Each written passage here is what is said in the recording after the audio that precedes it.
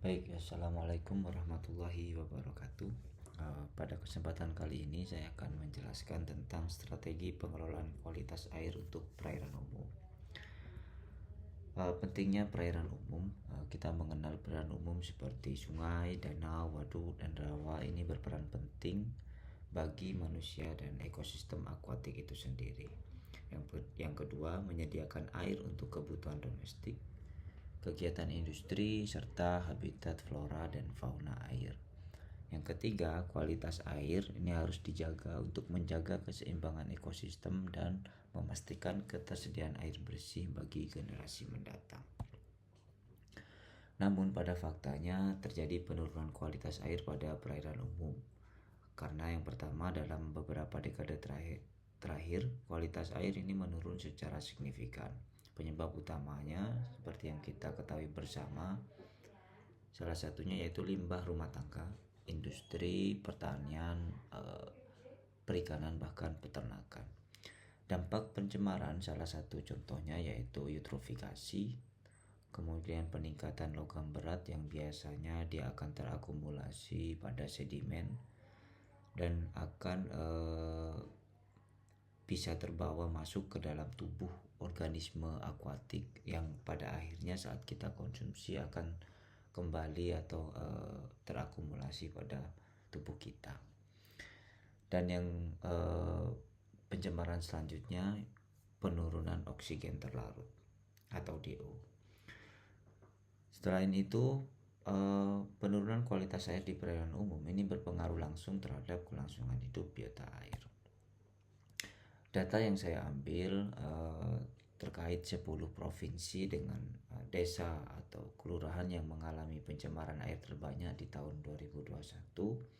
Jawa Tengah menduduki peringkat teratas, kemudian disusul Jawa Barat, kemudian Jawa Timur, Kalimantan Barat, dan yang terakhir itu Aceh. Sedangkan tempat pembuangan air limbah rumah tangga di perkotaan maupun di pedesaan, tempat favoritnya atau tempat utama dari buangan limbah tersebut yaitu masih didominasi di got, selokan, ataupun di sungai. Manajemen kualitas air ini menjadi penting untuk mengatasi penurunan kualitas air di perairan umum, meliputi pemantauan secara berkala untuk mengecek fluktuasi dari kualitas air yang berada di perairan umum. Kemudian ada penegakan regulasi terkait peraturan, kemudian teknologi pengolahan air yang hal ini menjadi penting bagi kegiatan industri yang menggunakan atau memanfaatkan air sebagai salah satu bahan atau komponen dalam kegiatan industrinya. Kemudian pendekatan berbasis ekosistem, pengelolaan yang mempertimbangkan interaksi komponen ekosistem dan dampak aktivitas manusia secara keseluruhan. Artinya pada poin ketiga ini kita bisa menggunakan pendekatan berbasis ekosistem dengan kita menyediakan kondisi yang sesuai dengan alam atau susunan habitat dari suatu ekosistem, sehingga dari situ kualitas air itu terjaga secara alami. Memang secara faktanya itu pendekatan berbasis ekosistem ini perlu ada kerjasama secara menyeluruh baik dari pemegang kepentingan maupun masyarakat dan juga industri. Kemudian kebijakan dan peran masyarakat. Pengelolaan kualitas air memerlukan keterlibatan masyarakat dan sektor swasta yang saya sampaikan sebelumnya. Kemudian partisipasi masyarakat dalam menjaga kebersihan dan kesadaran industri dalam pengolahan limbah ini menjadi sangat penting. Selanjutnya edukasi dan sosialisasi ini membantu membentuk pola pikir baru tentang pentingnya air bersih. Pada poin ketiga, khususnya pada peran serta masyarakat, edukasi dan sosialisasi ini menjadi ujung tombak sebetulnya, karena masyarakat juga nantinya bisa secara aktif ikut menjaga kualitas air yang ada di perairan umum.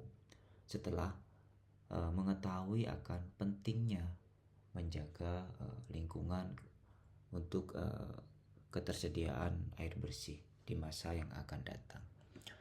Dasar hukum dan tantangan. Jadi dalam penentuan kualitas air atau standar baku kualitas air itu, baik pengelolaannya ataupun peran serta dari masyarakat dan regulasinya itu diatur dalam peraturan pemerintah nomor 82 tahun 2001. Kemudian tantangan utama itu implementasi di lapangan, kurangnya pengawasan dan lemahnya penegakan hukum.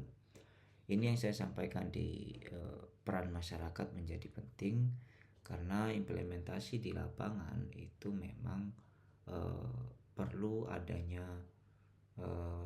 ikut andil atau peran serta masyarakat secara langsung dalam menjaga ekosistemnya sekaligus sebagai pengawas. Jadi masyarakat di sini selain dia mau menjaga lingkungannya, tapi didorong untuk mampu atau mau turut andil dalam mengawasi lingkungan perairan di sekitarnya. Selanjutnya beberapa parameter kualitas air, karena tadi tema kita adalah manajemen ya, pengelolaan kualitas air di perairan umum. Jadi saya akan memberikan beberapa contoh parameter-parameter yang mungkin nanti bisa dijadikan gambaran tentang faktor apa saja yang mempengaruhi serta beberapa solusi yang mungkin ditawarkan. Kita mulai dari parameter fisika. Suhu menjadi poin penting di sini karena akan berpengaruh terhadap metabolisme, kemudian produktivitas primer suatu perairan. Adapun yang mempengaruhi suhu di sini salah satunya yaitu limbah termal. Pada pertemuan kemarin saya membahas tentang limbah termal atau limbah buangan pabrik yang airnya ini memiliki suhu di atas rata-rata suhu perairan umum, yang itu akan berpengaruh terhadap suhu yang ada di sekitarnya. Sehingga perubahan suhu tadi itu pun masuk dalam kategori limbah atau pencemaran akibat perubahan suhu. Kemudian yang selanjutnya yaitu keberadaan sungai yang tidak memiliki vegetasi atau yang bisa ditunjukkan dari gambar sebelah kiri.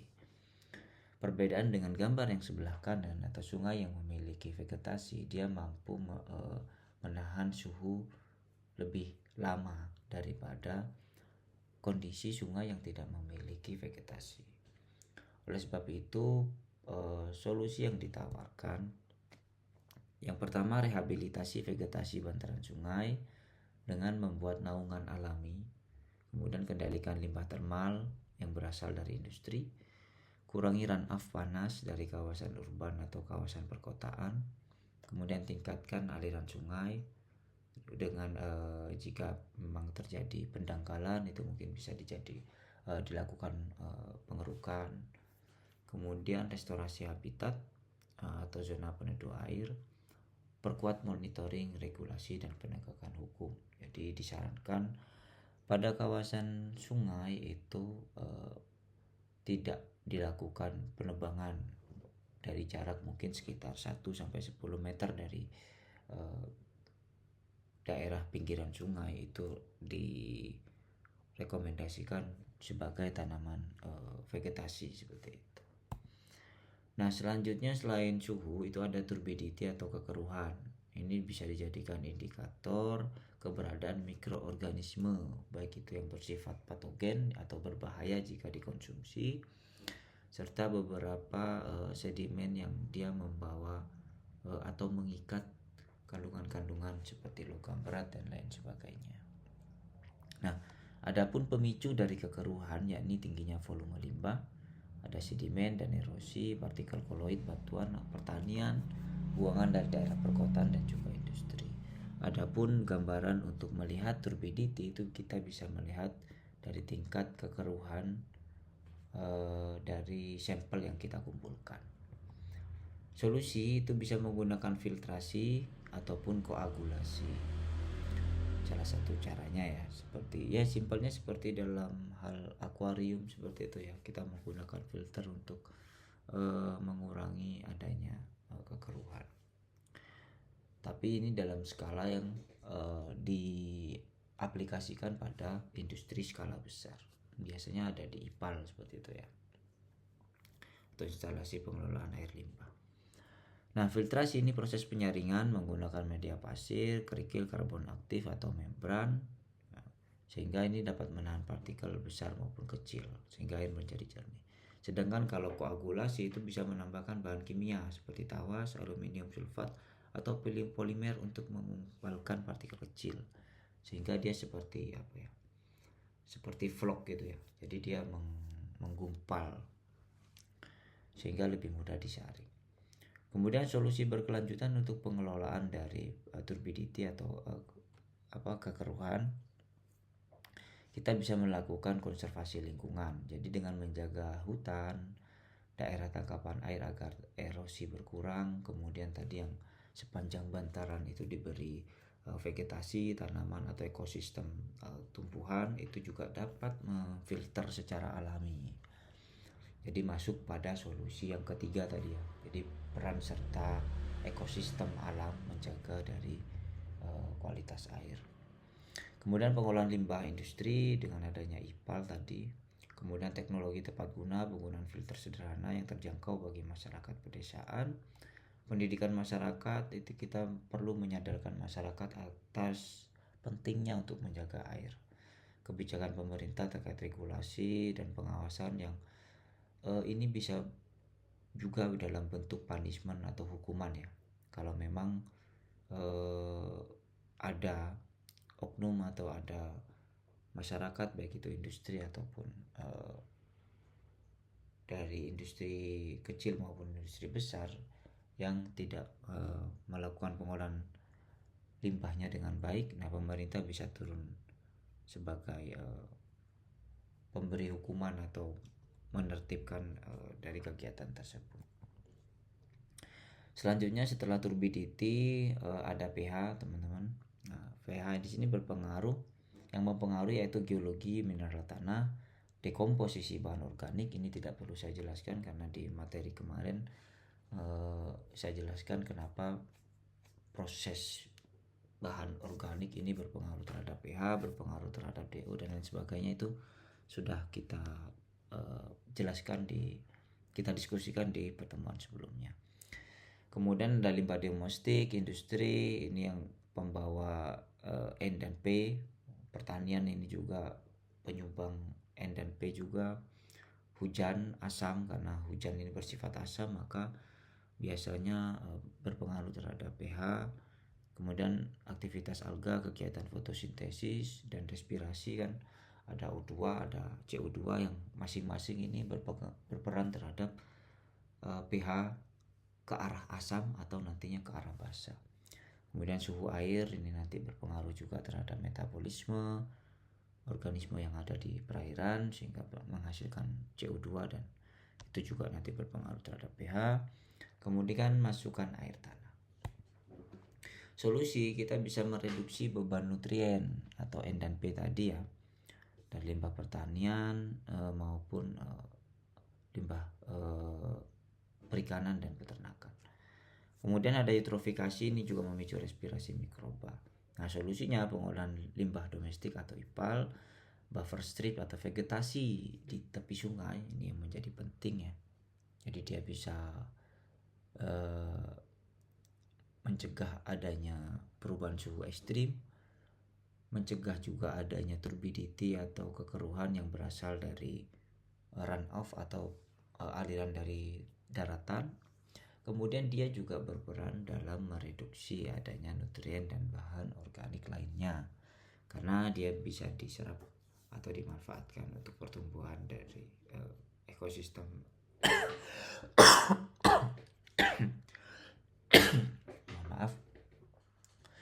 ekosistem dari tanaman itu sendiri.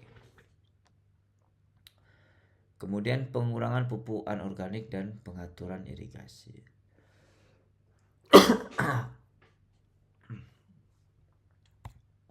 Selanjutnya restorasi vegetasi riparian atau zona penyangga tadi, aerasi untuk mengurangi CO2, kendalikan sedimen dan erosi, monitoring pH dengan sensor otomatis, kemudian penegakan regulasi kualitas air. Mohon maaf ya, saya agak batuk. Ini referensi yang saya ambil dari WHO Water Quality Guidelines. Kemudian ada Gregory, FAO tentang water pollution, dan Boyd dan Tucker tahun 2014. Jadi dari suhu, kemudian ada turbidity, kemudian ada pH tadi, semuanya itu sebetulnya bisa kita kurangi ya, paling tidak kita minimalisir dengan keberadaan vegetasi, ekosistem tanaman yang atau tumbuhan yang berada di sepanjang aliran sungai. Nah, kali ini DO teman-teman, atau dissolved oxygen atau oksigen terlarut.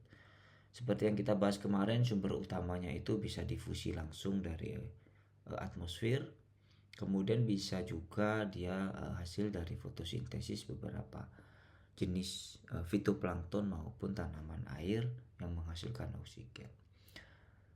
Data yang saya acu juga menghasilkan bahwa perairan dengan sifat tawar atau freshwater, dia memiliki kandungan oksigen yang lebih tinggi daripada laut atau seawater dari data ini ya. Dan itu juga akan berpengaruh terhadap semakin tingginya nilai suhu, maka dia akan berpengaruh terhadap penurunan nilai oksigen terlarut. Ya, ini berbanding positif ya, artinya jika suhu meningkat maka dibarengi dengan penurunan kadar oksigen. Oh ya, mohon maaf, berbanding terbalik menurut saya, pendapat saya tadi. Selanjutnya faktor yang mempengaruhi DO, yang pertama suhu, semakin tinggi maka DO turun, fotosintesis, kemudian aliran dan turbulensi. Sebagai turbulensi ini kan dia pengaduk ya, jadi dia bisa masuk langsung oksigen terlarutnya ke dalam kolom perairan. Respirasi biota, kemudian BOD tinggi karena ada BOD, O-nya di sini oksigen, karena kebutuhan oksigen. Kebutuhan biologi atas kebutuhan biota terhadap oksigen untuk mengurai bahan organik, sehingga dia akan mempengaruhi oksigen. Eutrofikasi dan stratifikasi termal atau lapisan bawah DO. Ini beberapa penelitian juga dari USGS, perubahan suhu terhadap pengaruh suhu terhadap DO. Nah, sifatnya terbalik ya teman-teman. Jadi saat suhu rendah, mohon maaf, saat suhu rendah maka di sini DO akan menjadi tinggi. Begitu juga terbalik, kebalikannya.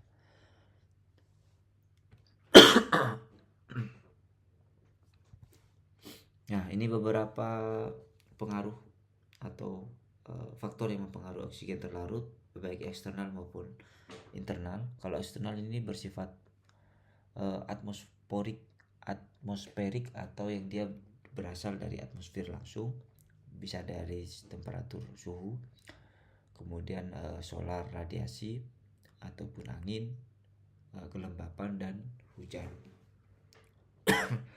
Sebentar teman-teman, saya batuk. Saya lanjutkan. Saya agak batuk ini. Itu yang dari atmosfer atau dari luar. Kemudian kalau yang dari dalam itu pengaruhnya adalah water temperatur, suhu airnya. Kalau tadi adalah suhu udara. Kemudian ada pH, ada conductivity, ada salinitas, alkalinitas, nitrat, fosfat, dissolved solid, ini TSS, kemudian ada klorid dan lain sebagainya. Ini yang faktor yang mempengaruhi dari internal air itu sendiri.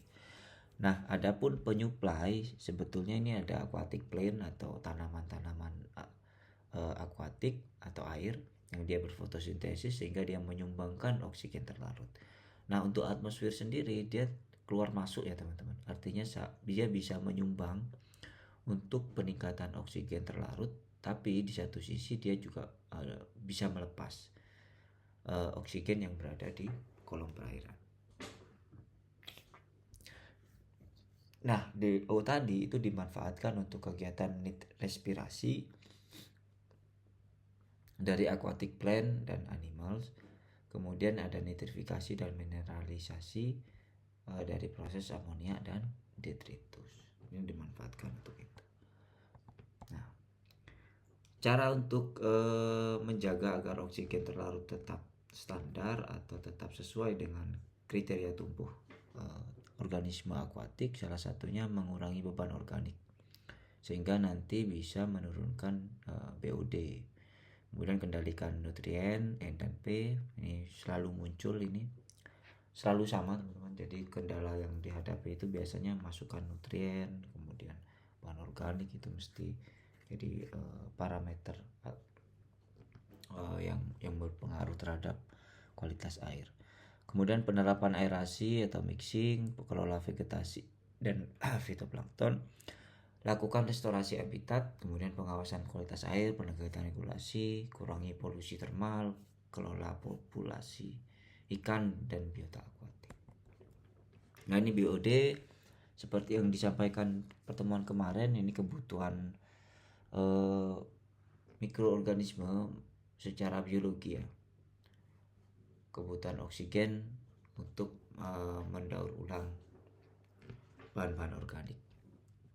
Nah, untuk menganalisis biasanya seperti ini teman-teman. Makanya BOD 5. Jadi biasanya tuh indikatornya tuh BOD 5 karena kita butuh waktu 5 hari untuk menginkubasi dan mengetahui nilai dari BOD itu sendiri.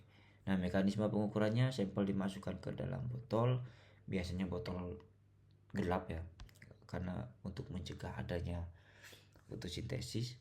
Kemudian DO awal diukur, diinkubasi 5 hari dengan suhu 20 derajat, kondisi gelap. Nah, ini biasanya di plastik hitam gitu. Kemudian DO akhir diukur. Nah, BOD itu DO awal dikurangi DO akhir, satuannya miligram per liter. Faktor yang mempengaruhi sama N dan P, suhu, aktivitas mikroorganisme, karena seperti yang kita ketahui BOD itu kan proses biologi ya. Jadi kebutuhan organisme,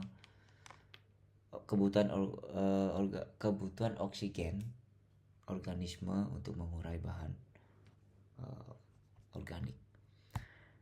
Nah, contohnya seperti ini ya. Sebetulnya jika oksigen warna biru, organik warna coklat atau hitam, dan mikroorganisme ini hijau, maka dia saat mengurai bahan organik ini dia juga membutuhkan oksigen.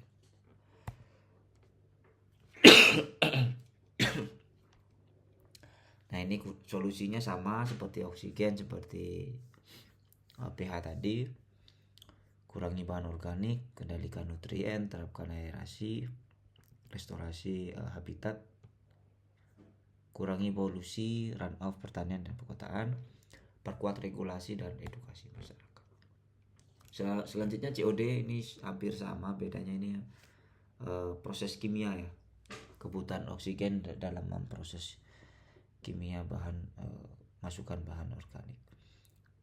Nah, caranya seperti ini teman-teman. Biasanya kita masukkan, ini cara simpelnya ya, kita memasukkan sampelnya ke dalam botol sampel, kemudian kita masukkan reagennya, kemudian kita kocok, dibiarkan 3-6 menit, kemudian kita cocokkan warnanya. Seperti pengukuran pH secara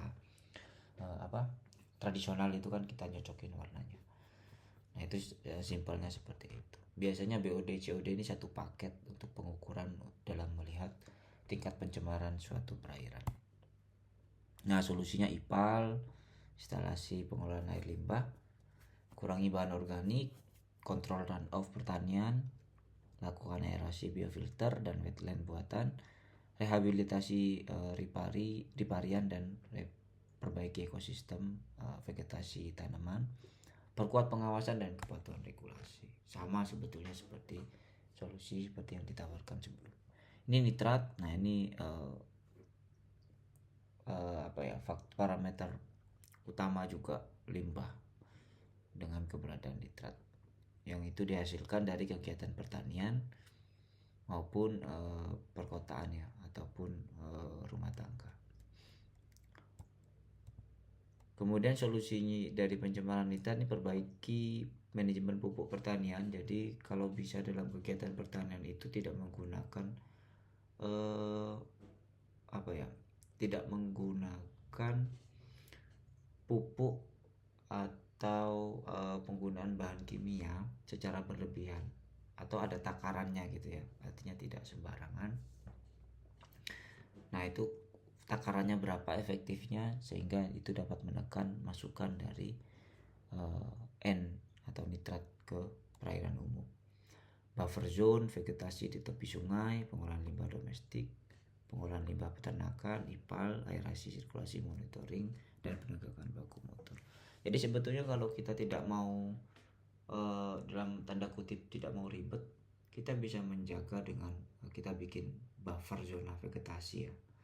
Dia sangat berperan banyak loh, baik dari aspek parameter suhu, kemudian turbidity, bahkan pH, dan juga dia juga bisa menyerap sehingga untuk menekan BOD COD tadi yang ada di perairan umum, kita bisa menekan itu sebelum air limbah yang benar-benar masuk ke perairan umum tadi itu dapat terfilter dengan baik di zona vegetasi. Selanjutnya sumber pencemar fosfat ya, N dan P ya. Fosfat yang ini deterjen, limbah domestik, limbah industri, pupuk pertanian, peternakan, perikanan, erosi tanah, pembusukan bahan organik, dan pelepasan fosfat dari sedimen. Nah, solusinya kurangi deterjen, penggunaan deterjen berlebih, kemudian limbah domestik berbasis fosfat, ya sabun-sabunan gitu ya, hal-hal yang sifatnya itu berbusa itu biasanya ada kandungan fosfatnya. Manajemen pupuk, buffer zona pertanian, biodigester ini biasanya untuk limbah peternakan, jadi limbahnya itu tidak dibuang tapi dimanfaatkan untuk biodigester, biasanya dimasukkan dalam kondisi tertentu sehingga menghasilkan biodigester untuk limbah peternakan. Kurangi erosi tanah dan sedimentasi, pengawasan baku mutu, dan edukasi. Nah, sumber pencemaran ini menurut WHO, US EPA, dan FND terdiri dari limbah domestik dan sanitasi, bisa feses manusia, septic tank yang bocor, air limbah pemukiman yang padat. Biasanya itu mengandung bakteri patogen seperti Escherichia coli, ada coliform, ada virus enterik, dan parasit. Kemudian limbah peternakan, kotoran sapi, kambing ayam yang terbawa ke sungai, yang ini juga akan kaya bakteri coliform, salmonella, dan campylobacter. Nah, pertanian dan aquacultur intensif ini juga berperan dalam keberadaan pencemaran. Contohnya sisa pakan, feses hewan ternak air meningkatkan total mikroba sehingga biasa muncul patogen ikan seperti Aeromonas dan Vibrio. Organisme invasif dan bloom biologi atau ledakan alga biru atau blooming alga kemarin, yang dia juga bisa jenis alga-alga tertentu dia menghasilkan toksisitas yang cukup tinggi. Kemudian ada jamur air dan protista. Selain itu ada bakteri patogen yang tadi disebutkan, jenis-jenisnya ada E. coli, salmonella, shigella, vibrio sp, virus, rotavirus, norovirus, hepatitis. Nah, ini biasanya berasal dari limbah domestik yang tanpa pengelolaan. Sedangkan untuk parasit, giardia, Siptosporidium, cacing parasit dari kotoran manusia. Kemudian ada cyanobacter, ada microcystis dan anabaena. Kemudian menghasilkan toksin microcystin yang menyebabkan eutrofikasi dan hipoksia. Selanjutnya yang E, organisme invasif. Biasanya muncul beberapa jenis organisme seperti zebra mussel, hydrilla, ini tanaman, ikan non natif atau ikan yang tidak berasal dari kawasan tersebut yang kemudian akan mengganggu ekosistem. Sumber dari FAO, UNEP, Biodiversity Reports. Nah, solusi pencemaran biologi itu perbaikan sanitasi, IPAL, disinfeksi air limbah, UV klorin, ozon, pengolahan limbah peternakan, pengolahan limbah budidaya ikan, pengendalian nutrien untuk mencegah blooming alga, dan monitoring bakteri dan penegakan regulasi. Nah, ini regulasinya Sebetulnya di PP nomor 82 tahun 2001 itu sudah mengatur semua tentang pengelolaan kualitas air, mulai dari pengelolaan, pengendalian, penetapan baku mutunya, kemudian ditentukan kelasnya, kelas 1 sampai kelas 4, di mana biasanya untuk air minum itu di kelas 1. Kemudian kalau untuk kegiatan industri perikanan seperti itu ya, peternakan itu di kelas 3 dan 4. Kemudian mengatur izin pembuangan limbah cair, pemanfaatan limbah, mengatur pemantauan status mutu air, program pemulihan, mengatur hak kewajiban masyarakat dan penanggung jawab usaha, memberlakukan sanksi administratif dan pidana untuk pelanggaran. Nah, apakah itu sudah dilaksanakan? Itu menjadi seperti PR kita bersama sebagai masyarakat, sebagai akademisi, untuk melihat apakah PP nomor 82 tahun 2001 ini sudah dilaksanakan dengan baik atau belum. Jika belum, maka kita juga bisa berperan aktif dalam hal ini, karena kita bisa masuk ke poin kewajiban masyarakat dan penanggung jawab. Nah, bagaimana menurut Anda manajemen kualitas air yang sudah ada pada saat ini di bidang industri, pertanian, peternakan, dan perikanan? Silakan Anda cermati bersama, kira-kira apakah untuk penanganan kualitas air yang ada di wilayah kalian sendiri itu sudah baik atau belum, baik dari limbah domestik termasuk limbah yang kita buang ataupun dari industri yang skalanya lebih besar. Itu kalian kalian coba cerna sendiri, kemudian kalian bisa simpulkan sendiri. Baik, kalau dari kesimpulan yang bisa kita ambil untuk pengelolaan sumber daya air di perairan umum, itu sebetulnya kita bisa berperan dalam pengawasan. Selain itu, kita juga bisa mengurangi limbah yang kita hasilkan, meminimalisir lah limbah-limbah yang kita hasilkan. Itu yang pertama. Kedua, kita juga bisa menjaga ekosistem yang sudah ada di sepanjang aliran sungai, yang dimana itu bisa berperan aktif tanpa kita perlu repot-repot untuk terjun langsung, kemudian melakukan filtrasi dan lain sebagainya, karena kita sudah membuat filtrasi alami dalam bentuk ekosistem tanaman. Itu menjadi solusi yang menurut saya efektif daripada kita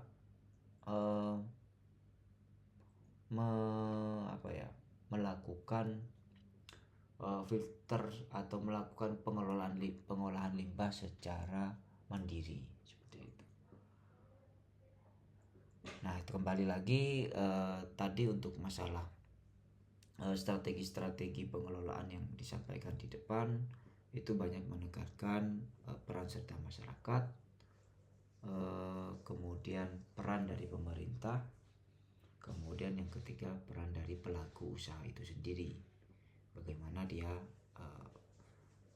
meningkatkan kesadarannya untuk mengurangi buangan limbah yang dia hasilkan sendiri.